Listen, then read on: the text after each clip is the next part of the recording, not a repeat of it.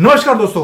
Deep state का बहुत ही गंदा प्लान वो आया सामने और एंगल इतना खतरनाक है कि भाई ऐसा लगता है कि भारत के ऊपर से खतरे की जो ये बादल हैं ये हटने का नाम ले नहीं रहे। हरियाणा हार गया डीप स्टेट और बीजेपी के जीतने के बाद उनके आंसू सूख नहीं रहे थे।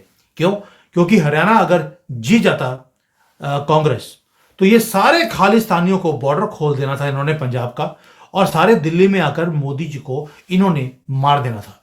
ये प्लान था इनका, इसलिए इतना रोना और धोना था। उस सदमे से बाहर नहीं निकले तो इनको लगा देश की तिजोरी के ऊपर हाथ डाला जाए। तो महाराष्ट्र के ऊपर इनकी पूरी नजरें थी कि वहां पर आएंगे तो 6 लाख करोड़ का बजट है एक साल का। 6 लाख करोड़ क्या समझते हैं आप? और राहुल गांधी के पास 6 लाख करोड़ होते तो ये पूरे देश में आग लगा देता। अभी तो हरियाणा, हिमाचल और कर्नाटका इसके हाथ में है तो भी ये धुरत हट नहीं रहा। अब अगला प्लान है डीप स्टेट का कि पप्पू तेरे से ना हो पाएगा, डीप स्टेट ने बोल दिया। अब इन्होंने ले लिया है पप्पू 2.0। वो है केजरीवाल, जिसको हम बड़े प्यार से कंजरवाल भी बोलते हैं। अब उसको ये लेके आने की कोशिश कर रहे हैं कि दिल्ली में कुछ भी हो जाए केजरीवाल ही आना चाहिए। और उसके लिए इन्होंने डीप स्टेट ने जो खालिस्तानी हैं उनकी एक्टिविटीज को इंक्रीज कर दिया और पन्नू को बोल दिया तेरी पूरी सपोर्ट चाहिए ताकि दिल्ली के अंदर केजरीवाल दोबारा से सरकार बना ले। अब दिल्ली इतना इंपॉर्टेंट क्यों हो गया है? एक एक कर तो डीप स्टेट मुक्की खाता जा रहा है। 2024 के इलेक्शन में वो मोदी जी को हरवाना चाहते थे। सारी दुनिया की ताकतें लग गई थी मोदी जी को हराने के लिए, लेकिन इस आदमी को जो चट्टान की तरह खड़ा है उसको हरा नहीं पाए। यस, नंबर्स कम आए लेकिन ये जीत 400 सीटों से भी ज्यादा बड़ी है जो मोदी जी लेकर आए हैं, पूरी दुनिया को हराया है। अब आया है केजरीवाल का नंबर कि डीप स्टेट केजरीवाल से ऐसा कौन सा काम करवाना चाहता है कि पूरी ताकत लगा दी है डीप स्टेट ने और अपना डीप स्टेट का जो इनका मेन सरबराह है उसको भी भेज दिया भारत में कि जाकर केजरीवाल को सपोर्ट कीजिए। थोड़ी डिटेल में अब डिस्कशन करते हैं संजीव जी के साथ। संजीव जी, जय सिया राम। जय श्री राम सुमित जी। सर, केजरीवाल इतना इंपॉर्टेंट हो गया डीप स्टेट के लिए कि जब वो जेल में गया तब भी इन्होंने बड़ा रोना किया कि केजरीवाल को जेल कर दी। भाई यहां पर लालू प्रसाद को किया, सोरेन को अंदर किया, कोई नहीं बोला। Why Kejriwal and why he so important? Sumit ji, Kejriwal deep state के लिए इतना इंपॉर्टेंट इसलिए है कि वो दिल्ली में बैठे हैं और दूसरी स्टेट है जहां पे पंजाब में उनका उनका आम आदमी पार्टी का इस वक्त सरकार चल रही है। दिल्ली में खास इसलिए बनता है कि दिल्ली में रह के एक न्यूसेंस वैल्यू हमेशा से बने रहते हैं रूलिंग गवर्नमेंट के लिए।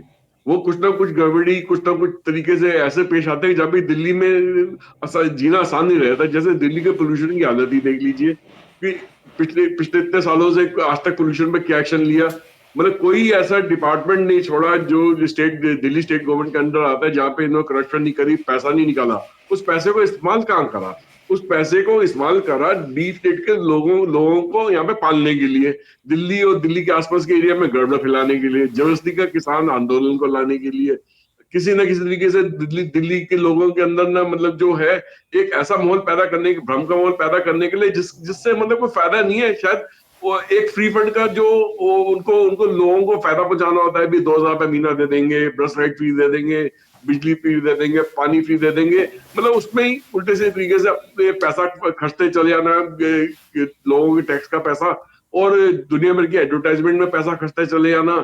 मगर सबसे बड़ी प्रॉब्लम ये है सुनील जी, देखिए सब कुछ करने के बावजूद भी वो गलत काम करते पकड़े गए। आज उनपे उनकी जेल की सजा भी काट के आए हैं, उनको बेल भी मिली, आज भी केस उनपे चल रहा है।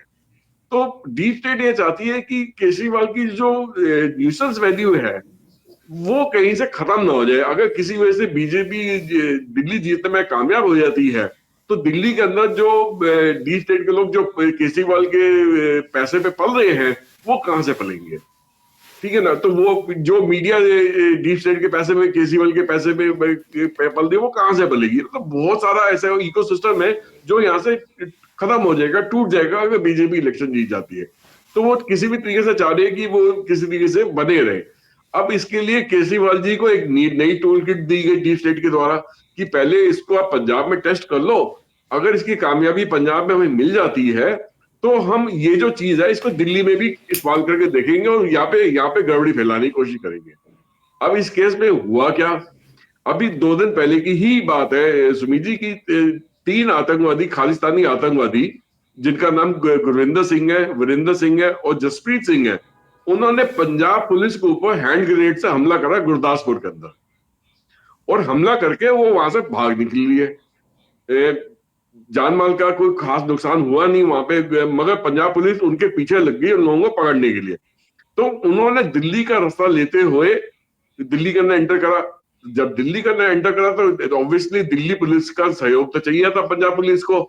तो पंजाब पुलिस ने दिल्ली पुलिस से बात करी, दिल्ली पुलिस ने अपने कमिश्नर से बात करी, कमिश्नर ने हाईएस्ट जो यहाँ पे है जो गवर्नर है उससे बात करी, गवर्नर की बात प्राइम मिनिस्टर तक लेवल तक पहुंच गई। उन्होंने कहा कि कुछ भी हो जाए ये लोग बच के निकलने नहीं चाहिए, इनको पकड़ा जाना चाहिए, ठीक है। मगर उन्होंने पंजाब पुलिस को भी कहा कि आप भी हमारे साथ में रहेंगे, एज ए जॉइंट ऑपरेशन हम काम करेंगे।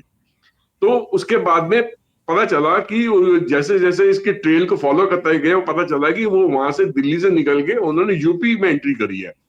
फिर यूपी पुलिस को इन्वॉल्व करा, मैं अपने यूपी के चीफ मिनिस्टर योगी आदित्यनाथ तक इन्वॉल्व हुआ इसके अंदर, अंदर के अंदर जो खुफिया बातचीत हम लोगों तक पहुंची है वहां पे। तो बेसिकली दिल्ली पुलिस का रोल तो यहाँ पे खत्म हो गया दिल्ली बॉर्डर के आगे, मगर पंजाब पुलिस का उन्होंने पूरा सहयोग करके दिल्ली बॉर्डर के बाद में उनको उनका यूपी पुलिस के साथ उनका सहयोग बने टाई अप करवा के एक जॉइंट ऑपरेशन लॉन्च कराया यूपी में कि इन लोगों को पकड़ने के लिए पंजाब पुलिस और यूपी पुलिस द्वारा। मगर जो खुफिया तंत्र है जो दिल्ली पुलिस का वो भी साथ में इन्वॉल्व हुआ इसके अंदर, और पंजाब पुलिस का भी और यूपी पुलिस का भी, इन्होंने आपस में मिलकर इस जॉइंट ऑपरेशन को अंजाम दिया।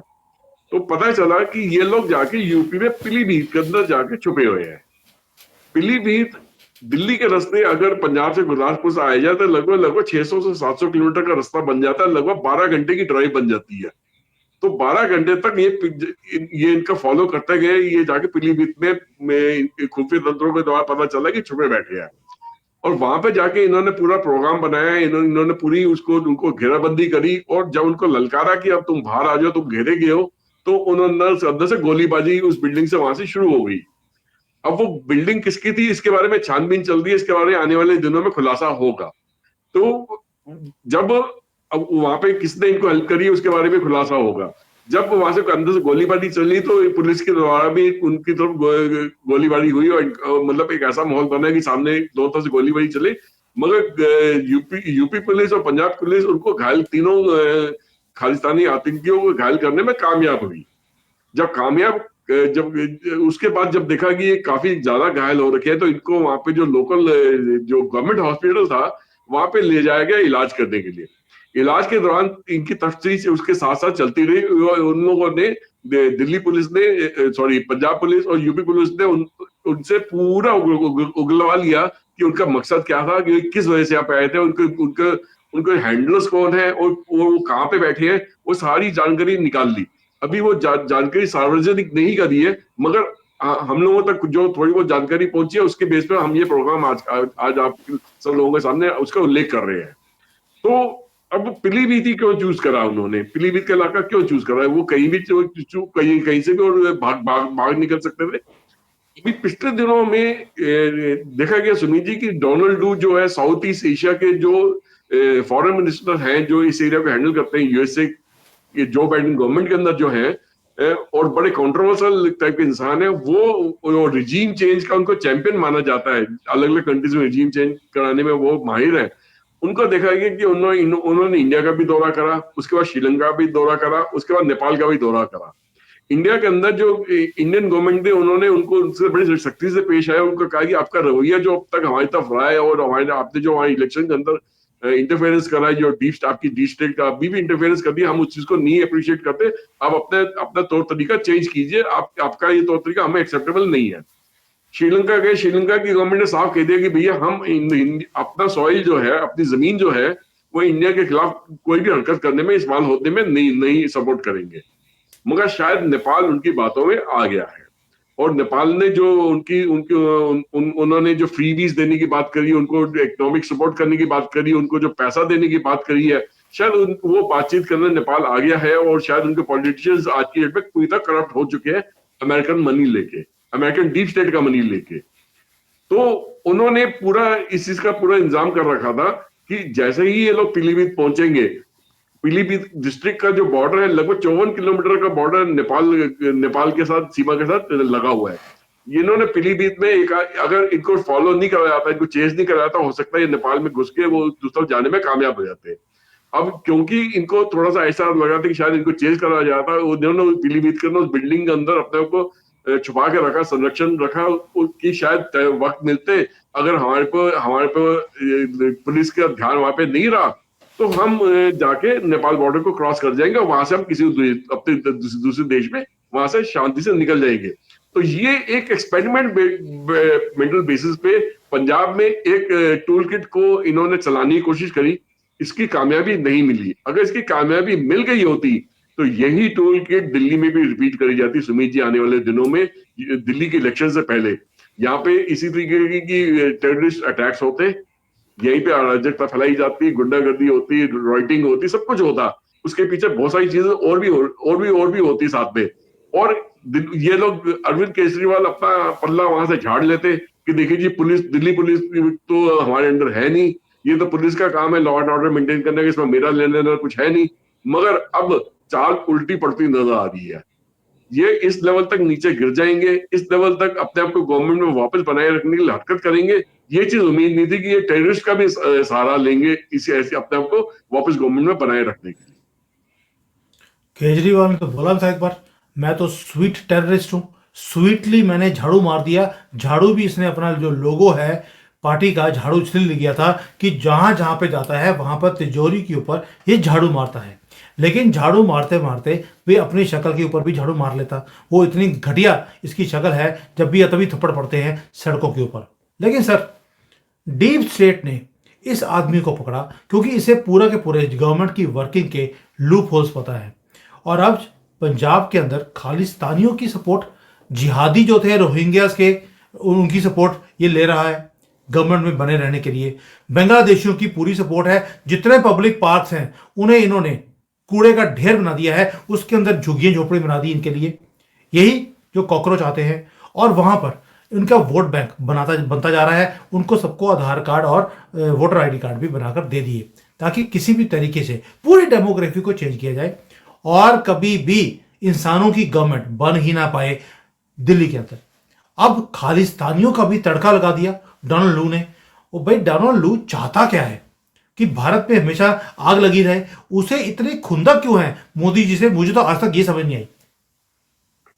सुमित जी, जिस तरीके से मोदी जी के टेन्योर के अंदर इंडिया ने तरक्की करी है, और आज एक वर्ल्ड के अंदर रसूख है इंडिया का, जैसे ही डेवलप इकोनॉमी की तरफ अपने को अग्रसर कर रही है, आगे बढ़ रही है, डेवलपमेंट हो रही है, तो ये एक सुपर पावर की तरह ही बिहेव कर रही है और सुपर पावर की तरह उभर के सामने आ रही है। और अमेरिका की हेजेमनी इस टाइप की है सुमित जी, वो कभी भी किसी भी दूसरी कंट्री को इस लेवल तक उठते हुए कभी देख नहीं सकती है।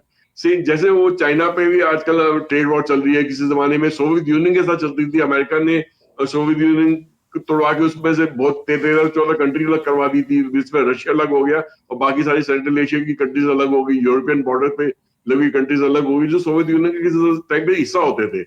इसी वजह से आज की डेट पे देखिए इंडिया के चारों तरफ कितनी गड़बड़ी हो रही है, चाहे अफगानिस्तान हो, पाकिस्तान हो, अब नेपाल पे भी सवाल निशान लग गया कि भी क्या वो भी इन लोगों की सपोर्ट करेगी? अगर नहीं सपोर्ट करेगी, वो क्या डिजिटल वहां पे गड़बड़ी करवाएगी?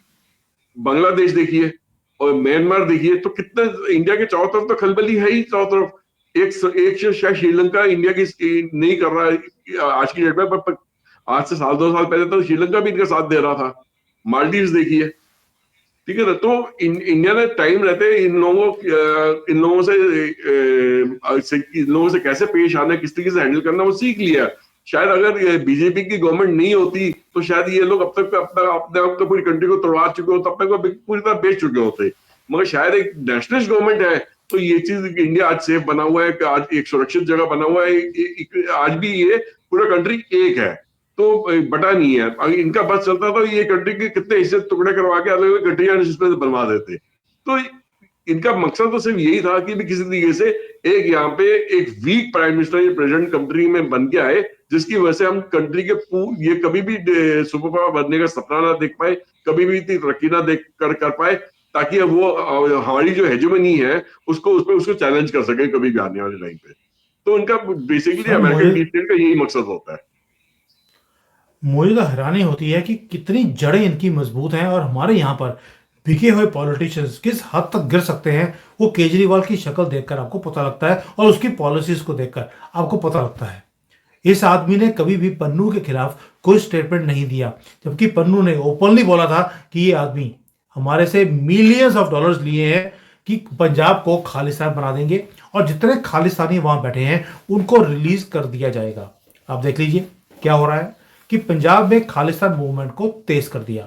दूसरी तरफ जो सिख कम्युनिटी है उन्हें भी देश के खिलाफ खड़ा कर दिया है केजरीवाल ने। जब से केजरीवाल आया है वहां पर खालिस्तानी मूवमेंट, कभी प्रोटेस्ट फार्मर्स के नाम पर, भाई अब तो जो पंजाब है वो गढ़ बन गया है पंजाब दे पादरी। आप सोच के देखिए, पगड़ी वाले पादरी यानी कि पगड़ी वाले फादर क्रिश्चियन बनते जा रहे हैं, नाम वही हैं सरदारों वाले, लेकिन क्रिश्चियन बन गए हैं। और इसमें भी फंडिंग आ रही है डीप स्टेट से। सरदार ही क्यों, और कोई कम्युनिटी क्यों नहीं, अब आप पूछेंगे। और भाई हिंदुओं को भी छोड़ा नहीं जा रहा, पूरा साउथ इंडिया ऑलरेडी क्रिश्चियन बना दिए गए हैं। अब नंबर है पंजाब का। वो इसलिए क्योंकि पंजाब कंट्रीब्यूट करता है मैक्सिमम फूड में, और दूसरा है आर्मी में। खाने आपके दाने अगर पंजाब बंद कर दे पूरा भारत भूखे मर जाएगा। और आर्मी में जो सबसे बड़ा जज्बे वाली जो रेजिमेंट है वो सिख रेजिमेंट बोली जाती है। अब आप समझते हैं कि ये पूरा का पूरा टारगेट करने के लिए केजरीवाल का जीतना कितना ज़्यादा इंपॉर्टेंट है डीप स्टेट के लिए। अगर केजरीवाल की विकेट गई, आप समझ लीजिए रीढ़ की हड्डी टूट जाएगी डीप स्टेट की। पप्पू ऑलरेडी इनके लिए एक लाइबिलिटी बन गया है, उससे कुछ नहीं होगा। ये डीप स्टेट को पता लग गया। सोरोज ने भी दुकान बंद कर दी, यहां से बाहर भाग गया है। डोनाल्ड लू को भेजा है अब कि कुछ तो कर, और उसने खालिस्तानियों की सपोर्ट करनी शुरू कर दी है, ताकि यूएस का जो हेजीमनी का जो तरीका है कि भारत आंखों में आंखें डाल के बात करता है, वो भी अमेरिकन के साथ जैसे मोदी जी और जयशंकर करते हैं, वो बर्दाश्त नहीं हमको। इसलिए ये सारा षड्यंत्र रचा जा रहा है। अब नेपाल को इन्होंने अपने साथ जोड़ लिया है। संजीव जी, आपको याद होगा रिसेंटली जो प्रधानमंत्री है ओली नेपाल का, वो चाइना भी होकर आया, और चाइना से वापस आया है तो डोनाल्ड वहां पर पहुंच गया। ये सारी की सारी तिगड़ी American deep state, China, Nepal, Khalistani, Pannu और केजरीवाल, ये जो सारा एक कबाल बन गया है, कितना बड़ा खतरा हो गया है भारत के लिए। बहुत बड़ा खतरा है सुमीत जी। देखिए, जो वहां के प्राइम मिनिस्टर ओली है या प्रेसिडेंट जो है ओली, वो हमेशा से एक कम्युनिस्ट विचारधारा के इंसान रहे हैं। मतलब वो कम्युनिस्ट रिजीम को सपोर्ट करते रहे हैं। और जब से कम्युनिस्ट टाइप की सरकार नेपाल में आई है, उन्होंने हमेशा एक हॉस्टाइल एटीट्यूड इंडिया की तरफ से रखा है। इंडिया से पैसे भी लेते हैं, एड भी लेते हैं, मिलिट्री हेल्प भी मांगते हैं, और इंडिया के पीठ पे छुरा भी भोगते हैं। तो उस टाइप का माहौल है कि जो जितना ज्यादा पैसा दे देगा वो उतनी उसको उनका तराजू उस तरफ उतना ही ज्यादा झुक जाएगा। अब की टाइम पे ज्यादा पैसा उनको चाइनीज कम्युनिस्ट पार्टी से भी मिल रहा है और अमेरिकन डीप स्टेट से भी मिल रहा है। इंडिया से उतना पैसा मिल नहीं रहा, तो उनका झुकाव उस तरफ हो गया। वो पैसे के लिए कुछ भी करने को तैयार है। उसी तरीके से जैसे कि पाकिस्तान में जो उनकी आर्मी है, जिसको वो किसी और नाम से बुलाते हैं, तो वो भी उनको अमेरिका पाकिस्तान में कोई काम करवाना होता है तो पाकिस्तान गवर्नमेंट को थोड़ी पैसा मिलता है डी स्टेट की तरफ से, अमेरिकन डी स्टेट या चाइना की तरफ से। उनका आर्मी को दिया जाता है कि आप ये काम करवा के दे दो। उस पैसे में से वो जानते हैं कि आर्मी बहुत सारा पैसा अपने लिए रख लेगी, अपने अपने खुद के बैंक बैलेंस को बढ़ाने के लिए, अपने अपने ऐशोआराम के लिए, अय्याशी के लिए इस्तेमाल करेगी। उसमें मगर अब हमारा काम हो जाएगा, उसमें से वो जितना भी पैसा आगे बांटे, हमारा काम करवाने का हमें फर्क नहीं पड़ता, हमारा काम ये करवा के दे देगी। इसलिए वो पाकिस्तान की आर्मी और सेम चीज जो नेपाली जो पॉलिटिशियंस है उनको हमेशा खुश रखने की कोशिश करती है, क्योंकि उनकी वजह से ये काम उनके आसानी से हो जाते हैं। और ये काम भी कुछ उसी तरीके से हुआ सुमीत जी। जो ये पीलीभीत से नेपाल नहीं घुस पाए, कामयाब नहीं हो पाए। अगर घुस जाते तो वो उनका सेफ पैकेज पूरा मिल जाता, वहां से वो उनको किसी ना किसी एयरलाइन से उस कंट्री से बाहर निकलवाने में कामयाबी हो जाए। तो इंडियन गवर्नमेंट या इंडिया की जो पुलिस या सिक्योरिटी फोर्स उसका कुछ नहीं कर पाते। बिल्कुल ठीक है, निकलते तो यहां से जाते वही कनाडा, अमेरिका, और वहां पर तो इनको संरक्षण बड़े ही प्यार से, इनको हीरोज वेलकम दिया जाता ट्रूडो की तरफ से और पन्नू की तरफ से। चलिए अब देखते हैं कि ये जो खेल है केजरीवाल का वो कितना कामयाब होगा दिल्ली के अंदर। दिल्ली को घेरने का जो प्लान है वो तो आ गया बाहर। अब दिल्ली वालों के हाथ में है कि क्या वो हरियाणा वालों से और महाराष्ट्र वालों से कुछ सीखेंगे। और वहां पर इस बार मेरी शर्त भी लगी है संजीव जी से। मैं बार बार बोल रहा हूं कि दिल्ली वाले तीसरी बार केजरीवाल को लेकर आने वाले हैं, और इन्होंने शर्त लगाई है कि केजरीवाल नहीं आएगा, बीजेपी की सरकार आएगी। केजरीवाल को डीप स्टेट की पूरी सपोर्ट है, खालिस्तानियों की है, बांग्लादेशियों की है, रोहिंग्यास की है। किस किस से लड़ेगी बीजेपी? और हमारा हिंदू वो भी केजरीवाल के साथ है, क्योंकि भाई 200 यूनिट फ्री मिलते हैं। अब तो उसने 2100 रुपए देने का प्रॉमिस भी कर दिया लेडीज को। 1000 रुपए में हमने वोट बेच दी थी, 2100 में तो पता नहीं क्या कुछ बेच देंगे हम लोग। तो इसलिए मिड्डा जी आप ये शर्त मेरे से हारने वाले हैं, आप मेरे से नोट कर लीजिए। और मैं चाहता हूं कि मैं ये शर्त आपसे हारूं, आप नहीं हारो। आप बोल रहे हैं कि बीजेपी आए, मैं बोल रहा हूं केजरीवाल ये धूर्त ये दोबारा से आ जाएगा अपनी गंदी policies plus support of external powers which is called deep state. अब देखते हैं आप जीतते हैं या मैं अभी भी विश करता हूं, प्रे करता हूं, पूजा करता हूं कि आप ही जीतें। बाकी वक्त बताएगा कि दिल्ली वाले किसको चूज करते हैं इस बार। थैंक यू सर, बहुत ही डीप आपने प्लान बताया आज केजरीवाल धूरत का, कि कैसे वो खालिस्तानियों को सपोर्ट कर रहा है, और उसको जो एक सपना है कि देश का प्रधानमंत्री बनना है, वो खालिस्तान का ही क्यों ना बन जाए, वो उसके लिए कुछ भी करने को तैयार है। अब हमें सतर्क रहना है ऐसे पॉलिटिशियन से। थैंक यू सर, जय हिंद। जय हिंद।